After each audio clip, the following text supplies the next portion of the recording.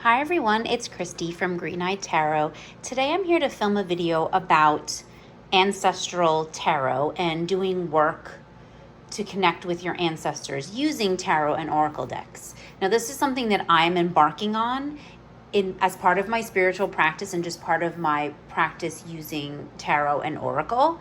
So as we're moving into the cooler months, we're getting into the fall, I feel like this is a great time to start this work.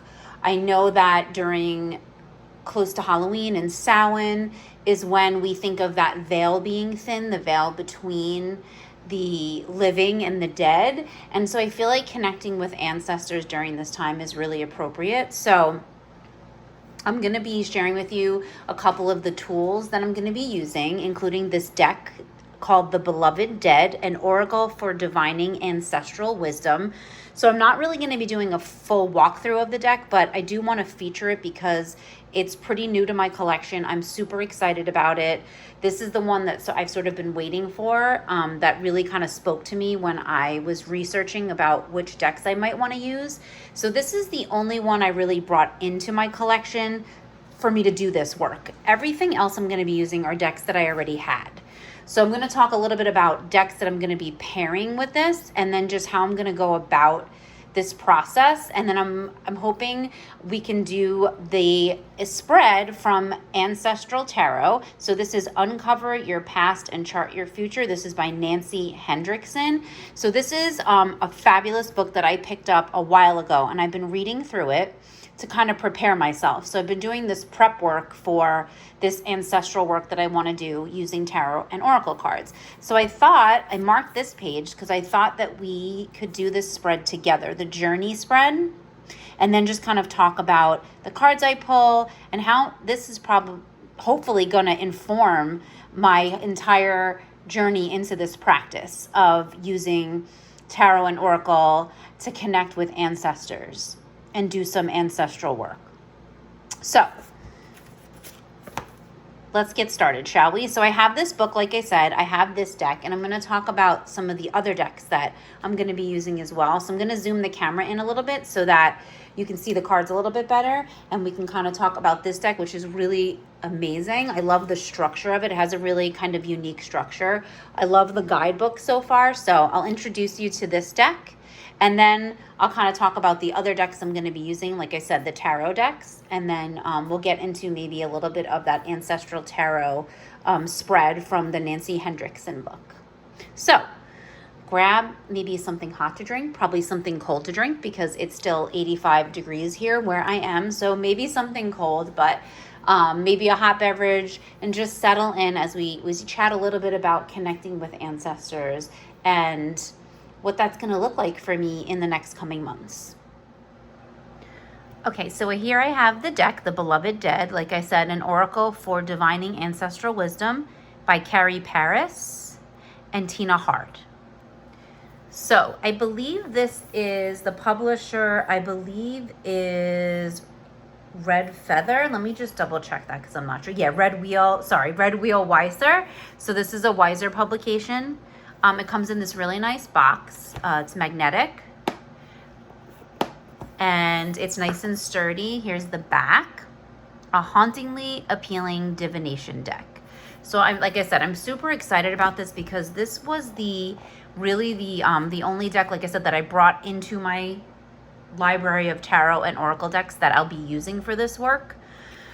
Because it's the one that really stood out to me and just spoke to me when I was doing my research on this. And when I saw that this was coming out, because I believe this was released not that long ago, it only came out a few weeks ago, maybe about a month ago.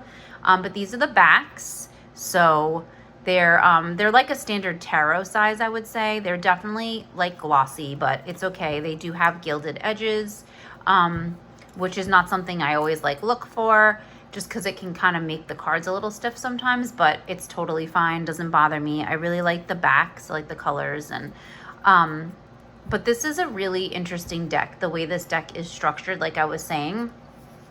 So it comes with this really nice guidebook, and the guidebook does have full images and has quite a bit written up for each card. But the thing that I like about this deck and getting into it with the guidebook, like I said, and what I've read so far is just how they structured. So there's 82 cards in this deck, so it's a pretty chunky deck. It has a lot of cards, which I like. I love that in an oracle deck. This is mass market, but having 82 cards is fabulous, right? Because there's so much variety, right? There's so many opportunities to connect in different ways, especially with 82 cards in an ancestral work deck. I think that that's amazing that it has that many cards. So, but the way they structure it is there's a couple of different types of cards, and I want to make sure I get this right. So we have this card that's the Spirit Throne. So the way the creators describe this card as this is like a staging card. So it's basically it's meant to be used as sort of holding like a seat of honor and a sacred space where you can invite that spirit in, you can invite ancestors in. So it's basically like you can use it as a beginning or ending card, they said, or open or close a ritual that you do around this. But basically it's sort of like a placeholder, for you to invite, so you can meditate on this card. I believe they have like some like words that you can say if you want to, or you can just use your own, or just in your mind, you don't have to say anything out loud, just adopt your own practice for this. But basically this is the Spirit Throne. So this is where we're going to be inviting our ancestors in and almost like inviting them to have a seat. So opening that space and opening that line of communication. And then they include the Act of Love cards, they're called. So these are 10 cards, and they call it your Special Forces team, which I kind of like. So these cards represent energetic transactions and choices that once made become your alchemy, turning baser instincts into gold. They can represent an individual, an energetic imprint, or an ancestor. They have the potential to release pain and shift unconscious drivers that throw you out of alignment. If you receive one or a few of these cards in your reading, you're being asked to augment and finish your work by committing to a high vibrational act of love. This particular 10-member choir of beloved dead brings in these acts to help stimulate the process of growth and healing for you. And I like how they say that once you flip over one of these acts of love cards, then you would pull an actual ancestor card and place it on top of that, because that ancestor is asking you to perform that act of love, and will give you more information about it. So the acts of love cards, like I said, are the top cards, and they each have a message. So it'll say act of love. This one says forgiveness and faith. So we've got acts of love cards that will just be shuffled into the deck with the rest of the cards. And then, like the book says, however many you get in a spread, it could be augmenting something that has already come up. It's asking you to do some work around that ancestor or with that ancestor, and that specifically is these acts of love cards. So I love that structure. I love the fact that we have that structure in these cards. And that it just adds like a different layer to it. And I believe there's a spread in the book, like just around these acts of love. You could just pull these 10 cards and pull a card out of this if you want to determine what type of act of love that you need to engage in at that moment. So you could definitely do that, but these are typically used with the rest of the deck. So you have these acts of love cards. And then we get right into the ancestors. And so these ancestors appear on the cards. There's really no description on the card of like who these ancestors are. There's just a keyword. So this one says absence. So, and these are in order. I have them in order. So they're in alphabetical order, you can see. So academic, addiction, ancestry, appearance. So like I said, I'm not going to flip through. Arcana, I'm not going to flip through all of them. We'll just kind of like get to some. Here we have competition, conscientious, defense, hardship. So you can see they have a very leadership. They have a very vintage, like a vintage feel. Sort of like to me, it's a very Victorian type feel. Peace, purpose, shine, So they could be from different time periods, the figures represented in the cards. But to me, it has that very, like, sort of gothic, you know, feel to it. Visitation. And then we have the Ouija card. So they explain that the Ouija card in the deck sort of acts like the wild card. Like a wild card in the deck. And let me see if I can find what the creators write up about the Ouija card and exactly what it's supposed to represent. So the Ouija card... Let's see if I can find it. We view the last card as the deck's wild card, and so it comes without interpretation. When the Ouija card appears in a reading, take it as a sign that a spirit is lingering just outside the cards in your reading, or perhaps that another question needs to be asked. So I love that. So if this comes up, it may be prompting you to pull a different card, to pull another card. If you're using this with tarot, maybe pull a tarot card as like a clarifier because the Ouija card. So let's say you're only using this deck alone, but then you get this card, maybe you pull a tarot deck into it. That's how I'm thinking of it. Like, that's how I think I might be using it. You know, if I'm using this, a tarot and this oracle together, then I might pull a card from the oracle and a card from the tarot deck. So I feel like that's probably how I'm going to interpret it, but I just like that this is included. Again, it's just another layer. I feel like that's another way to be able to use this deck. So I'm really excited about using this in conjunction with other tarot decks to do this ancestor work. Like I said, I didn't do a full flip through, but I feel like, you know, just giving you a good idea of what this looks like. The type of artwork, the cardstock, like I said, is a little glossy. Now the creators of this deck are the creators of the Relative Tarot. So if you have the Relative Tarot, you might be getting the same type of feeling. You might notice that there's a lot of similarities. I do not have that deck because I already have tarot decks for my own ancestor work. So I never purchased the Relative Tarot, but they are the creators. So if you have the Relative Tarot, this might be a great oracle to put with that tarot deck if you do have it. So now, like I said, I want to talk about sort of the decks I'm going to be using. So to kind of embark on this ancestral tarot, like really specific, I've been using decks to do ancestor work. So this is it's not completely new to me. I have certain decks that I typically go to when I want to connect with my ancestors. So it's not completely new to me, but this is going to be the season where I really focus on doing a lot of work in the Ancestral Tarot book and having, you know, journaling about it and really sort of committing to this practice around this time of year. So the decks, obviously the decks that I feel like already sort of connect me to my ancestors are probably ones that I'm going to be using. So this one definitely, because this is one that I use quite a bit for this type of work. And here's the bag. This is a lovely bag from Krista. Crochet Witch Tarot on Instagram, or Crochet Witch Wears is her shop on Etsy. So this is just a wonderful bag. This bag goes so well with this deck that I'm about to pull out. Just a perfect match.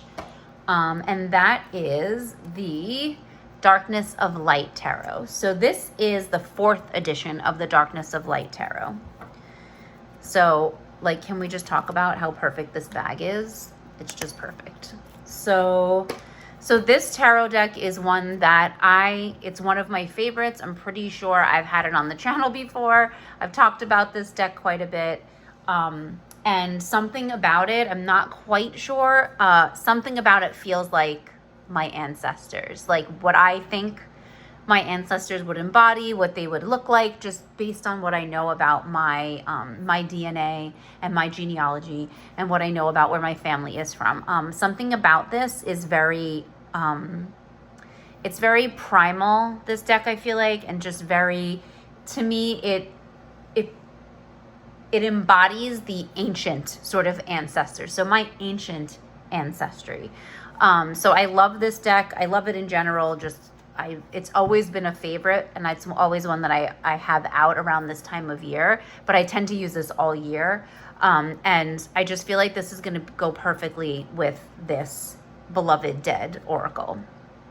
So I haven't really put them side by side yet, but I wanted to kind of get a feel for, you know, how would they look. I mean, I think aesthetically they're gorgeous together, but more so I just think that because I've tied that ancestral energy to the Darkness of Light Tarot, I feel like for me it's a no-brainer. Like they go so well together. Like, so even if they didn't really like aesthetically go together, I feel like I would still be energetically matching these up. So I think I absolutely love the way this is going to work. I'm super excited to use them together for this work, because like I said, I think they just are perfect. And when I kind of was doing my research and I saw the Beloved Dead and I found out about it and I did the research, I was like, oh my gosh, the Darkness of Light was the first thing that came to mind for me. And even though this deck is more like photorealistic, the Beloved Dead, and obviously the Darkness of Light is, you know, definitely artwork. It's definitely not so photo, you know, not really photorealistic. I still think they're going to work perfectly together.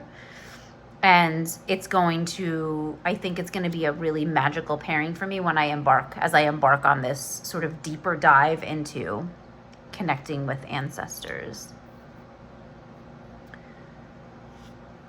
So yeah, I love that. Look at that, the Fool and self-preservation.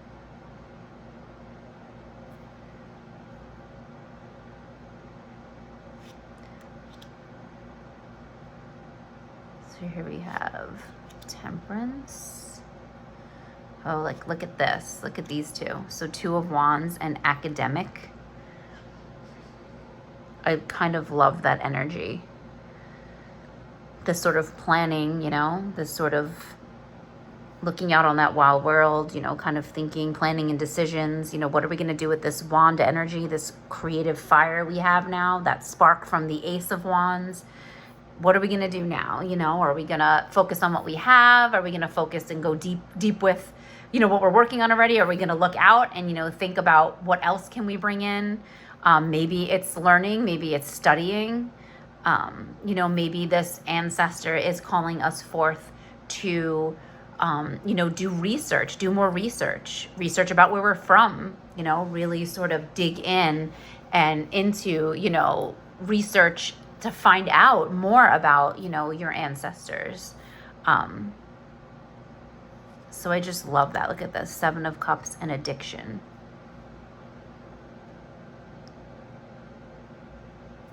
Yeah, I think, like I said, this is just going to be a match made in heaven for me for this particular work that I'm doing.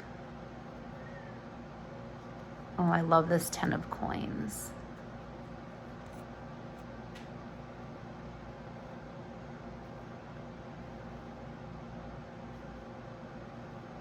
Let's just look at a few more cards together. Like I said, I think just the colors, I just think this is, like I said, a match made in heaven.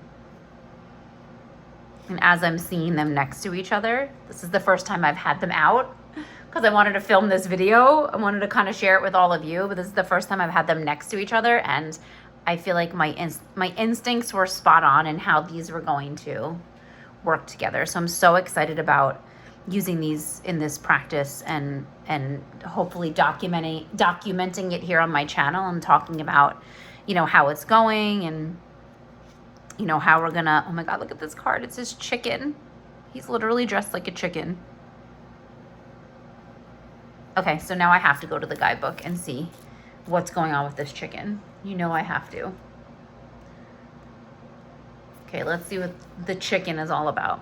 When chicken enters, it does so with trepidation, head down, focused on pecking pellets in the sand. At chicken's core is a powerlessness, helplessness, an inability or reluctance to step out of a comfort zone. Why? Because there's always the fear of the fox in the henhouse. This is a card of avoidance. Chicken deals with perceived threats by withdrawing, quitting, running away, or even combusting whatever reinforces feelings of inadequacy. The beloved dead of chicken knows how a painful lack of support and validation can force a young heart to adapt. It either grows stronger and develops warrior instincts, or fainter and chooses to don a feathered breastplate, the armor of the lily-livered. If you're unconsciously releasing this energetic pheromone into the universe, beware. It attracts the predators. Fear can be a healthy instinct, particularly when it's keeping you safe from real crocodiles, but not if it's keeping you wired in by self-imposed doubts and limitations, scratching in the dirt instead of soaring with the eagles. Summon your inner sovereign. So I love that. And that's totally not where I thought this was going. But what an important message about fear holding you back, right? About that feeling, that fear of anything, fear of the unknown, just self-doubt, fear that you're able to do anything, not having that confidence in yourself. I love that. I love the message that fear has a place, and like there's a time and place where fear doesn't have to be an emotion we shy away from, but we also can't let it like take over our lives, right? We can't let it take over everything we try to do. We can't let it keep us, from living and keep us from doing things. So I love that. I love that interpretation. So great. I had no idea that's where chicken was going to go. So, but yeah, so the darkness of light and this beloved dead are just, yeah, I think these two are going to be magical together. Definitely going to work for me for this, for this purpose. 100%. So I will be using the darkness of light with this beloved dead oracle. So the other one that I was thinking, another deck that I was thinking that I probably would use with the beloved dead, and this I think is going to tie more to the sort of shadow side, like the shadowy work, that I want to do about revealing, like what connecting with my ancestors can reveal about myself, and how much introspection and how much light can be shed on my subconscious and unconscious like feelings. So that would be the Somnia. So this is the original Somnia tarot. So so this is the deck. This is not the illustrated version. This is the original with the photographs. So I love this deck. I love the Somnia. I have a deep dive of this deck on my channel. It's one that I love and I talk about, and I always have around with me because the creators from where I live, the photos were taken locally to where I am and where I grew up and where I've lived most of my life. So I have a deep connection with this deck for a number of reasons. But I feel like these two will definitely be a great pair because this is a photorealistic deck and this is a photography deck. This is made from photographs. And I feel like Somnia brings me to like this mystical, again, that sort of primal, very raw energy. And I feel like for me, doing ancestor work is going to bring up a lot of raw type feelings, and when we dig into and connect with our ancestors, I feel like that is primal on its own, right? It's got this primal energy just doing the work, just doing that work. So I think this was the other deck that I thought of when I was thinking of decks that I could definitely pair or that I would want to work. And I definitely think I really am liking, again, first time I have these next to each other, but I really like this sort of yin and yang of the black borders and the white borders. I love that dichotomy. I love those energies. I feel like just with having those different borders, I like the energy it's bringing in. Oh, I love this. Like the moon and backstory, right? If we think of the moon as, just thinking about it as of like hidden knowledge and hidden desires, things we may be kind of pushing down and in our subconscious and, unconsciously and things that we might want to tap into, what kind of things could we be doing to sabotage ourselves, like self-sabotage, what do we have? What are we, digging for? And here's a backstory, right? So what's our backstory? Is there a backstory we don't want people to know, so we keep it hidden? And the moon is going to shine that light, and reflect on our backstory. So I love just trying to make connections between cards. Whenever I'm looking at trying to pair decks, I try to just make connections between the cards. Now, granted, you're not going to know until you start reading with these cards how they're going to connect. You're not going to know, what kind of, if the energy is going to feed off of each other. It's always going to be based on how those cards fall, right? How we pull them and lay them out, and with whatever spread we're doing and questions that we're asking and what we're looking at situations. So you're never going to really have that, but I like just sort of this practice, this exercise of just putting them next to each other to try to see, you know what I mean, energetically, and kind of make meaning. I just want to like get to the bottom of this deck a little bit so you see different cards. So we get some meaning, from them, and just kind of when they're sitting next to each other, kind of see what context they give each other. But I love this. And like, if you look at this Four of Wands and then this perception, and like, I like how, like, they're obviously, these figures are like veiled, so they're masked. You cannot see their face, and here you sort of can't see this person's face. And and we know how the Four of Wands has that like celebratory energy, but I love this perception card. Like, could it be like, are we perceiving something as being positive that might not be positive? Like, so together with the Four of Wands, like, what could this ancestor, this perception ancestor, be trying to tell us about the Four of Wands energy? Maybe it's the Four of Wands energy reversed, that sort of shadowy side of that energy, and maybe they're trying to sort of shed light onto that energy. So that's what this ancestor might be calling, we might be connecting with this specific ancestor to help us uncover some context and meaning from the Four of Wands. So I think that that's definitely how I'm going to be using these decks together. And I'm just getting more and more like excited and like hyped up for it, which is great. So doing this is really helpful. It's kind of giving me a sort of doorway into how am I going to, not a doorway, but I guess a window would be more like it, not the doorway, but it's giving me a window into how this is going to play out for me, using these decks together. So I think that these are going to work really well together.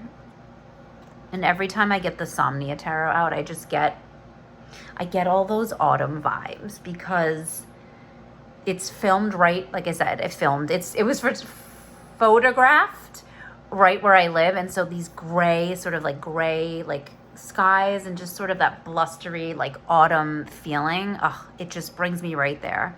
And I need that right now because, ooh, look at these two, because it's so warm out still here. So we are right in, that second summer type of feeling. It's been so hot and humid, but the Somnia Tarot, oddly enough, because I know where some of these places are, it gives me that cool air vibes. It may not really be like an autumn, what you would think of as an autumn deck, but for me, it definitely does that. But look at this, the Hierophant and Purpose. Look at this. Yes, the Hierophant and Religion. So yeah, I'm super excited about this. Definitely looking forward to these pairings. So that's the Somnia Tarot by Nicholas Bruno.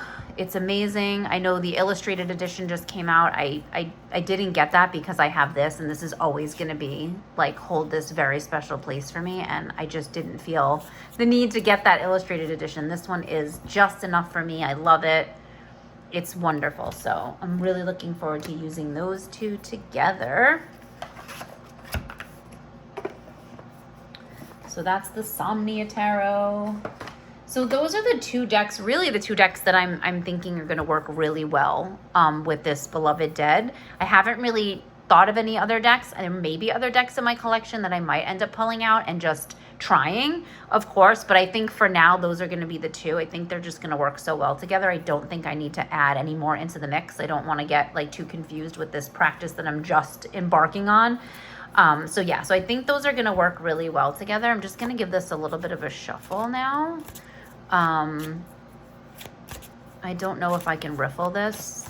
I have pretty small hands, and anytime there's gilding, and it's a chunky deck. This is 82 cards. Like, I don't think this is gonna go very well for me, but it definitely can't bridge, but I can riffle it. It's not so bad, but it's really hard getting my fingers around decks that are this big. As you can see, when I go to, it's a struggle because I kind of have little hands or short fingers or something that makes it a little more difficult, but it overhands. I mean, it's overhanding really nice. Like I said, it's a little glossy, so it slides. Like, it's definitely sliding okay. But I know sometimes gilding can sort of make it a little stiffer when you've got that like gold or that shiny gilding on it. It can make them stick. But the cards weren't really stuck together that I can tell. I'm gonna go this way. Right out of the box, they were fine. So yeah, I don't know. It's always more difficult to bridge decks like this, but just break it in a little bit. Does anyone else break in their decks? I like usually sit with my deck and I like bend it this way and I bend it this way and I bend it this way. Like, I want it to be like broken in, but it fans like really nice because of that. Like I said, the sort of the semi coating on it. So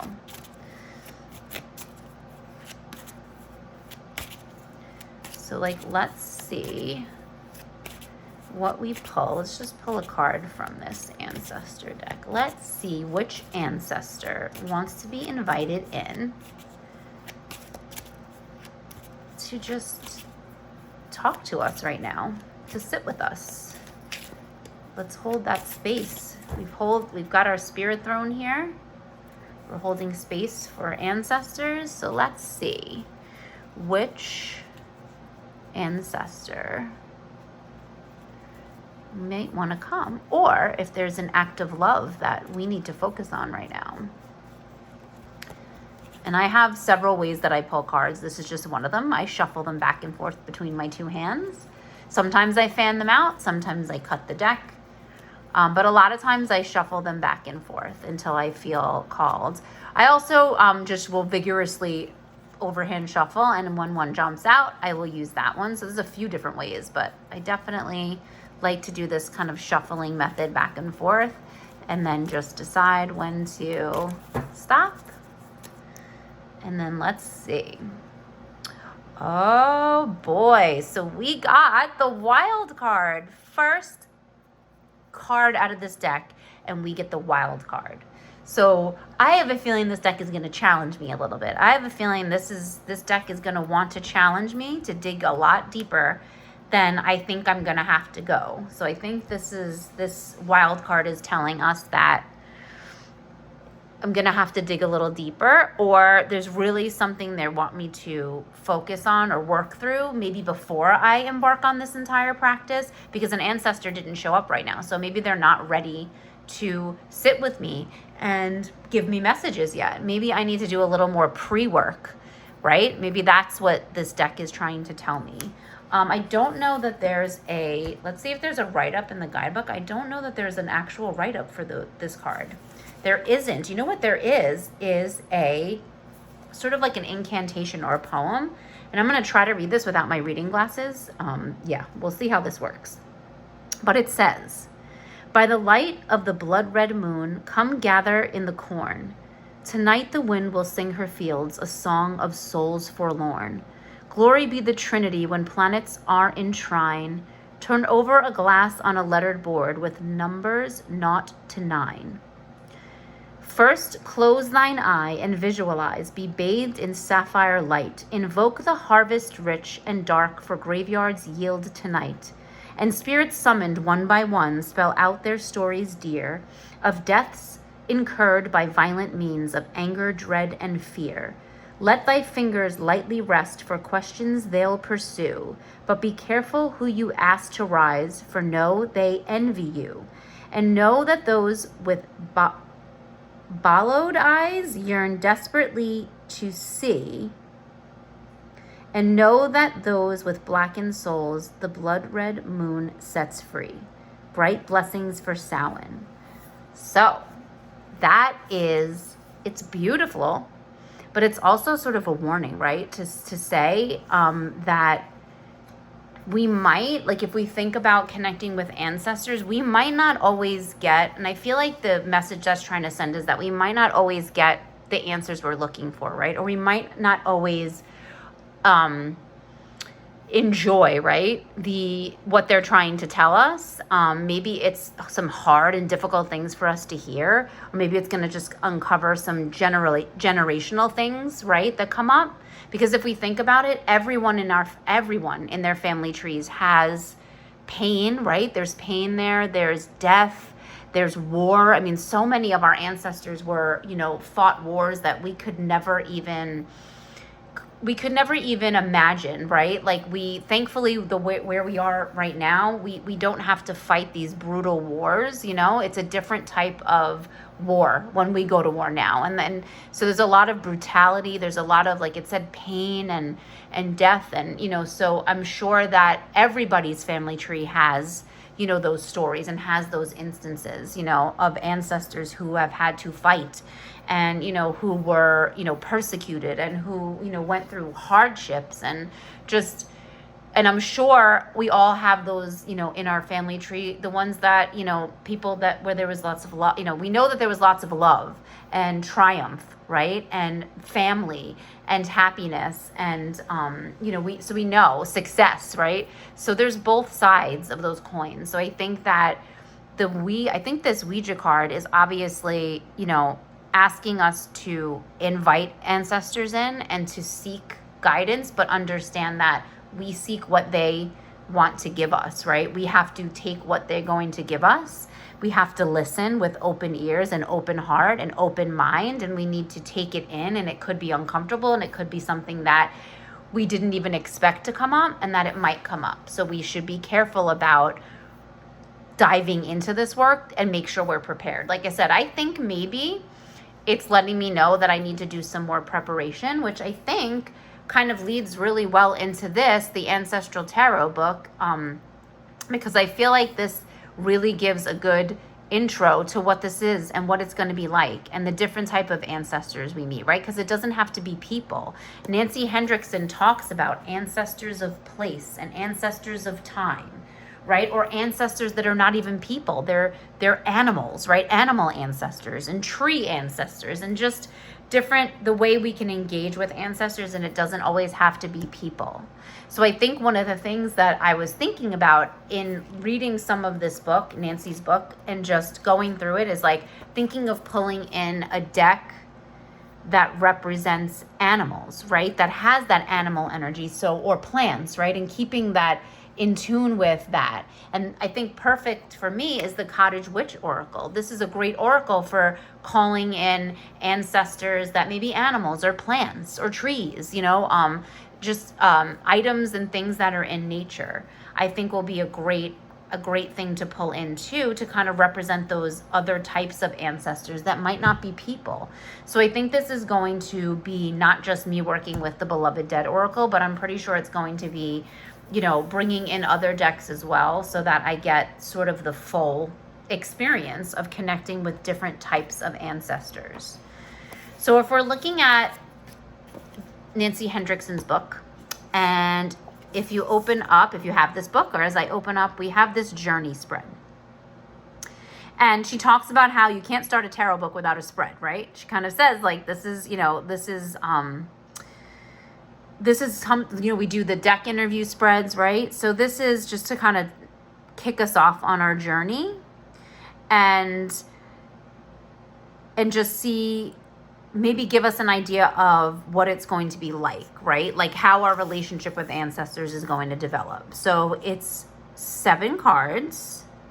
And card 1 is me today. Card 2, the bridge I'll be crossing to meet the ancestors. Card 3, what do the ancestors think of me? Card 4, what do I think of the ancestors? What is the goal of my journey? Card 6 is the unexpected. And card 7, how will Ancestral Tarot affect my life? So I think this is a great way to start off. And this might be, what this wild card is telling me, that, yep, like, let's start the journey with just some information from the tarot decks I'm going to be using. Like, don't even pull this Beloved Dead Ancestor deck in yet until I'm able to do this spread, right? And kind of sort of set myself up for a successful journey using this in this practice of doing some ancestor work. So I think doing this spread and then journaling about it is going to be a great way to kick off this work that I'm going to do as we come into September and October. So I think this is going to be a great way to do this. So I think I'm going to shuffle some cards. I'm going to pull the Darkness of Light. I'll pull the Darkness of Light. And then we'll just see what we get for these 7 cards, right? I'll see what I pull up and what maybe the journey is going to look like. And how am I going to start off? How is this journey going to start off for me? And, are the ancestors going to be open, open to doing this work? I hope so. Are there some other things that I have to do to prepare to do this work? Because I don't think it's a small undertaking. I'm really looking forward to it. I've sort of been preparing because I've been doing my own genealogical study on my family tree. I did that for a while, so I have a lot more insights. I've gotten a lot more deeper into what my own family tree has and who the people are, and so that has been really helpful to just understand, where they came from and a little bit more about their journeys. So that's been super, super helpful for me. And that's been definitely a preparation for this type of work. So maybe this next step would be to kind of do a spread like this so that we can get an idea of, where we're going, where I'm going, I should say. But hopefully some of you will kind of join in on this, on this journey as well, and maybe have thought about, doing this type of work, and maybe are being called to do this, around this time of year as well. So I hope, some of you kind of join in. I'm definitely going to be filming my journey as I go through the book and as I use these decks, especially the Beloved Dead. I'll kind of maybe film some, reactions to how I like using it. So if that's something that you think that you would be interested in following along on this journey with me, then definitely please subscribe if you haven't.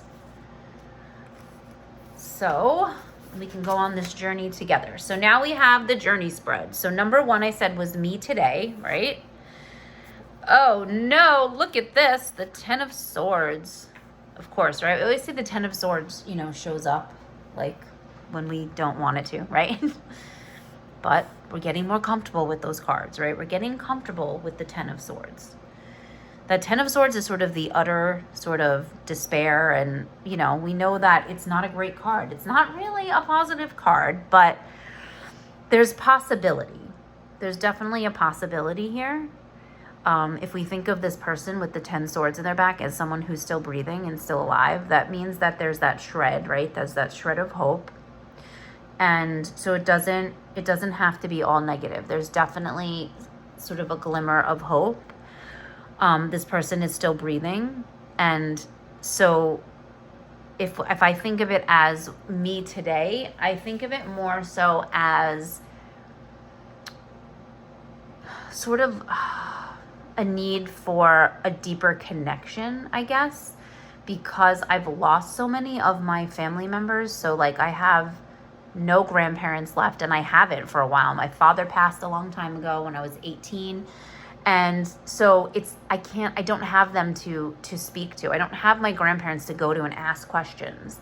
And a lot of times I felt like I missed so much. I had this horrible sort of grief and despair, and just I felt betrayed by the universe a lot of my life, I think, because I missed out on being able to connect as an adult. There's so many things that we take for granted as children, as adolescents, and I just always think of the relationship I could have had with my father and my grandparents, and And because I got so interested in this, there's so many questions I could have asked them. They could have been such a wealth of knowledge for me, and I would have had that connection. So I think me today in relation to my ancestors and me trying to understand where I'm from is all part of this need to connect. And I think maybe the Ten of Swords is just reflecting sort of that feeling I've had, that sort of despair I've had in not being able to connect with a lot of the people in my family because they've passed. And so I have a wonderful family, but they're not, I never knew my great-grandparents. I never had a connection to my great-grandparents or my great-great-grandparents. So I feel I've missed out on a lot. And I sort of feel like the way this person is depicted as sort of just, as the swords are almost like all the people that I've missed out connecting with. Those swords are sort of this like weight that I have on me. And so I'm hoping that through doing this work, I feel more connected to them. So the bridge I'll be crossing to meet the ancestors, the Queen of Cups. Now, this is such a beautiful card to get here in this position because the Queen of Cups embodies love, is the embodiment of that love. So I love this because I feel like it's going to connect me to that love. The bridge is the one of love. It's the love that I have. It's the love they have for me, that they haven't been able to fully express because they're not here anymore, and they haven't been able to do that. But by me connecting with ancestors of place and time, and those of my family and those of ancestors of the land I live on, and just in general, it's one of love, and I'm doing it from a place of love. And hopefully that's the bridge, right? The bridge that's going to connect us is love, is that feeling. And even though I could have feelings from the Ten of Swords, I have these feelings of despair and grief and just really just feeling betrayed by the universe and just really bogged down by that energy. The love is there, and like that's that bridge we're going to cross. So I'm so excited about that. What do the ancestors think of me? Ancestors, be nice. The Three of Wands. Okay, so I think maybe I'm trying to think. So I'm thinking the ancestors probably think I have potential, right? That there's this creative and passionate person that I am. So that's that Wands energy. And I do have a lot of passion for a lot of things, but my passion for wanting to know my ancestors is a great one.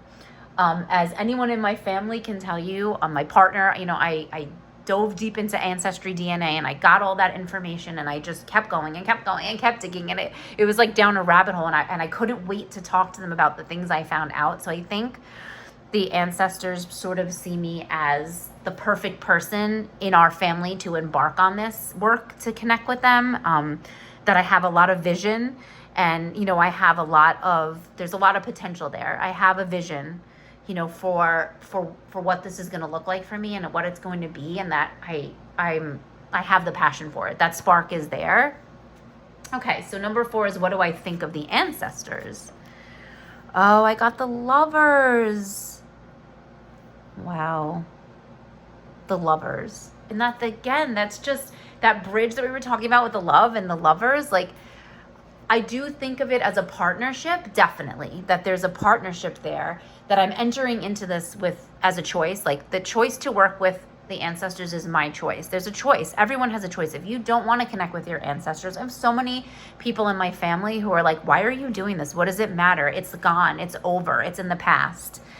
And that's okay if that's how they think about it. But for me, it's a big piece of me is missing, and I want that connection, and it's my choice. So I think that the way I'm looking at the ancestors is I'm choosing to connect with them. I'm choosing, no matter what messages I get, like that we said, that like sort of warning of like, be careful because it might not be answers you want. It might not be, you might be bringing up discomfort, but it's a choice, and I'm making that choice, and it's going to be a partnership, and it's going to be one made out of love, definitely. So that's what I see from the Lovers. What is the goal of my journey? The Tower. Oh my gosh. 10 of Swords in the Tower in one spread. Amazing, right? The Tower.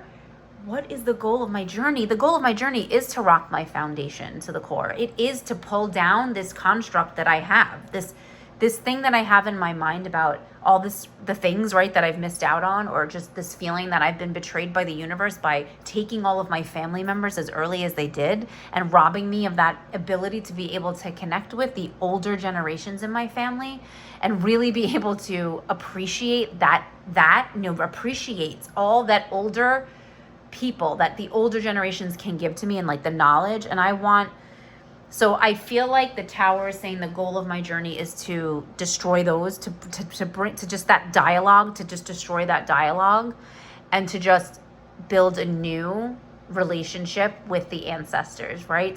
To get rid of that feeling and just let go of what I feel like I've lost and focus on what I have and what I can have by using this process, and how I can connect with the ancestors. I can connect with them through this process. So what I think, you know what I mean? And what my goal is of this, journey is to do that, is to just have a new perspective on, and I can still build relationships with my ancestors if I can just destroy this thinking that I've had, this sort of negative and just this sort of complacency, this apathetic feeling I've had towards, oh, poor me, all of my family members died early and I didn't get a chance to know them really the way that I wanted to. So I think that's definitely. Card 6 is the unexpected. Ooh, the 6 of coins. So I think the unexpected that might come out of this whole process of digging into ancestor work and connecting with my ancestors is maybe what I can give once the lessons I learn and what I get out of this. And after the goal of my journey in the Tower is how much could I give after learning all that, right? Like, so maybe it could mean like the unexpected that comes out of it is just what I learn from it and how much I learn and how much I can use that to connect with people in my family or give them, just bring up and talk to them and connect with them more, the living members of my family, or just the unexpected, gift, that unexpected gift, so I think that I'm going to get a lot of gifts. I think that the 6 of coins is sort of telling me that there's a lot that I can do with this and I can potentially help other people. And that unexpected is going to be maybe, the fact that I want to, sort of bring the knowledge I get from doing this and my experience and bring it to other people. So I'm going to take that as that's the unexpected. And how will Ancestral Tarot affect my life? The Wheel of Fortune. Oh my God. This spread is blowing my mind right now. So how will Ancestral Tarot affect my life? So the Wheel of Fortune, I feel, is trying to tell me that I'm going to dig into and continue to believe in the fact that it's a cycle, that life is this like beautiful cycle, right? And that there's going to be times when I'm at the top of the wheel and feeling good and feeling positive about what I'm doing, and there's going to be times that wheel turns and I end up at the bottom of the wheel and we end up being crushed by the wheel, right? And so that I have to expect that the wheel, if it goes up, it goes down. If it goes down, it's always going to come back up. So my work with the ancestors may literally be that cycle of ups and downs. But it's going to reiterate that feeling that I already have, the belief that I already have about the cyclical nature of life, and living with the cycles of nature and living with the cycles of just the earth and just the cycles of my own cycles, and how I need to embrace that. And I feel like it's reinforcing what I already believe. So it's going to change my life in that I'm going to be able to live my life with knowing that I can connect to my ancestors, that I can call on them, that I can still have that connection with them even though they're gone, that it might not always go the way I plan. It might not always be things I want to hear. It may be rough. I'm going to hit rough patches, but that wheel is always going to, and that there is some fate within the universe, right? That the Wheel of Fortune is, sometimes it's fate, sometimes it's us, our own actions, sometimes the universe is trying to tell us something. Maybe the universe was trying to send me messages about why, with the deaths of my loved ones at such young ages, and without me being able to connect to them, and maybe there was a lesson there. So just kind of rolling with those cycles, and I think that that's how that's going to change my life. That's my interpretation, at least. So there we have it, the journey spread. This is my beginning steps into working with ancestral energy and connecting with my ancestors. I thank you so much for being with me and for hanging in there, because I know this video got really long, but I'm really excited about this, and I love what happened in this spread. I'm absolutely thrilled with the messages I got in here. And I'm going to use this and kind of journal. I'm definitely going to journal about it. Nancy Hendrickson says, go ahead, get it in the journal, like really put down my thoughts. So that what I just talked about, I'm going to get those thoughts down, maybe expand on them a little more. Please, if you're doing this work, if you have this book, if you're thinking about getting The Beloved Dead, I don't know, let me know your thoughts in the comments, just if you've done ancestor work, and what you got from it, if it's something that you're thinking about doing. If you'd like to see more videos as I go through this journey, I'm happy to do that. I would love to document that. If you haven't already, please think about subscribing to my channel if you like this type of content, if you just like talking about tarot and getting crazy excited about getting the Tower and the Ten of Swords in one tarot spread, then please consider liking this video and subscribing, and I will see you all in the next video. Bye.